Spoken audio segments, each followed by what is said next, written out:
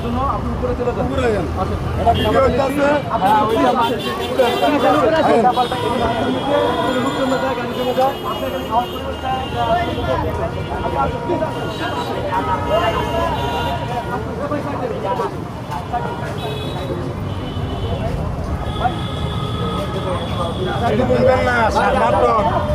নাটক সাজায় না, দেখছেন? এই পর্যন্ত 3 জন ধরা হয়েছে নাটকবাজের মাস্টার, দেখছেন? ওনাকে তো ভদ্রভাবে বলা হয়েছে আপনার দেখছেন? হ্যাঁ, খাইছে উপরে 1 প্লেট আর আবার দোকান লইয়া হেড বসতে আর রাস্তার বাইরে বসে। ভাই বাকিটা আমরা বুঝিয়ে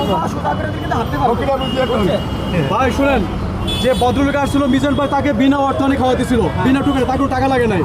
সে উপরে 2 প্লেট 3 প্লেট খাইছে, খাইয়া 1 প্লেট ভাত যেটা তার খাওয়ার মতন আর সামর্থ্য নাই, সে ভাতটা নিয়ে এসে রাস্তায় চলে আসছে, এসে একটা নাটক শুরু করে দিছে, রাস্তার মধ্যে জ্যাম লাগাই দিছে, এখন সে ভাত খাবে না, একটা বিশৃঙ্খলা সৃষ্টি করতেছে, এটা মিজান ভাইকে ক্ষতি করার জন্য। সুতরাং এই ক্ষতি করে চিন্তা করে কোনো লাভ নাই। আমরা আছি মিজান ভাই।